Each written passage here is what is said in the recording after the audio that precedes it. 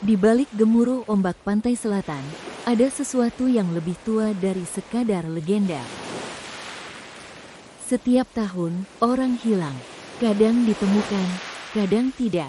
Tapi yang kembali, seringkali berubah. Masyarakat menyebutnya kutukan. Ilmu spiritual menyebutnya jalur energi. Tapi tak ada yang benar-benar tahu.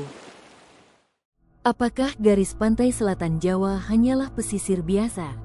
Atau ini adalah jalur gaib kuno yang masih aktif hingga hari ini? Dalam video ini, kita akan menyusuri sisi lain pantai selatan, bukan mitos murahan tentang Ratu Laut, tapi pola aneh yang terus berulang dari zaman ke zaman, hilangnya orang, perubahan jiwa, dan medan energi yang sulit dijelaskan. Jika semua ini hanya kebetulan, kenapa pola dan ceritanya selalu sama? Dari ujung barat sampai timur Jawa. Tahun demi tahun, tubuh-tubuh ditemukan terdampar di pantai. Kadang utuh, kadang tak bisa dikenali. Sebagian besar disebut kecelakaan biasa, terseret arus, tenggelam karena ceroboh. Tapi jika itu hanya kebetulan, kenapa jumlahnya tak pernah benar-benar turun? Dan kenapa kejadian-kejadian itu lebih sering terjadi di bulan-bulan tertentu saat laut terlihat tenang? Di beberapa desa pesisir Jawa, masyarakat percaya ada hari-hari di mana laut membuka pintu. Pintu itu tidak terlihat, tidak bisa diukur. Tapi mereka percaya, jika seseorang melintas di waktu yang salah, ia bisa diseret, bukan ke dasar laut, tapi ke dunia yang lain. Beberapa yang selamat mengaku tidak ingat apa-apa, tapi ada juga yang kembali dengan mata kosong, bicara dalam bahasa yang tak dikenal. Pertanyaannya sekarang, apakah ini hanya cerita rakyat yang dibesar-besarkan? Atau memang ada kekuatan di sepanjang garis pantai selatan, kekuatan yang tidak pernah berhenti memanggil korban berikutnya? Salah satu cerita paling aneh datang dari pesisir selatan Kebumen, Jawa Tengah. Seorang pemuda hilang saat memancing malam-malam di tepi karang.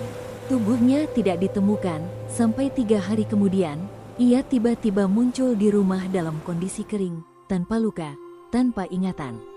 Saat ditanya, ia hanya berkata, "Aku cuma tidur, tapi tempatnya nggak kayak dunia ini."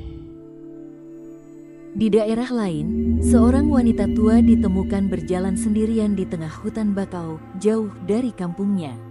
Ia hilang selama seminggu, dan ketika ditemukan, ia menggumam dalam bahasa yang bahkan keluarganya tak kenal. Matanya kosong, seperti melihat ke sesuatu yang tidak ada di dunia ini. Dukun desa bilang, jiwanya belum pulang, cuma raganya yang balik. Cerita-cerita seperti ini tidak pernah dimuat di berita besar. Tapi hampir setiap desa di sepanjang pantai selatan punya kisah serupa. Pertanyaannya, kenapa pola ini selalu berulang? Apakah ada tempat di bumi ini yang bisa menarik manusia keluar dari kesadarannya dan mengembalikannya dalam keadaan setengah jiwa? Di kepercayaan lama masyarakat Jawa, Laut Selatan bukan hanya bentangan air asin. Ia adalah batas antara dunia kasat mata dan yang tidak. Tapi bukan soal ratu atau makhluk gaib seperti yang sering dijual di TV. Ini lebih dalam, tentang waktu, arah, dan energi yang tak bisa diukur oleh alat buatan manusia. Orang Jawa percaya, tidak semua tempat bisa dilewati sembarangan. Ada yang disebut jalur angin, wilayah di mana batas antar dimensi menipis.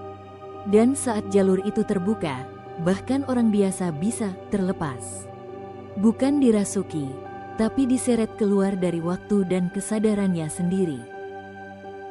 Dalam bahasa spiritual, ini disebut ketarik lintasan, bukan karena dosa atau kutukan, tapi karena tubuh manusia adalah medan energi yang bisa tergelincir, terutama jika ia sedang kosong, secara batin atau secara niat. Kalau semua ini cuma mitos, kenapa pola dan rasanya begitu nyata?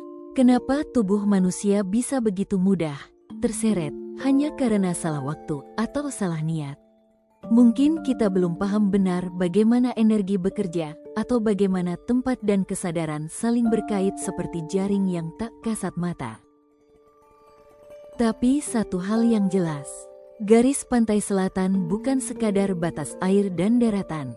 Ia menyimpan sesuatu, bukan untuk ditakuti, tapi untuk dipahami pelan-pelan. Dan mungkin di video berikutnya, kita akan menggali lebih dalam, apakah tempat-tempat seperti ini hanyalah anomali budaya atau petunjuk bahwa realitas tak sepadat yang kita kira.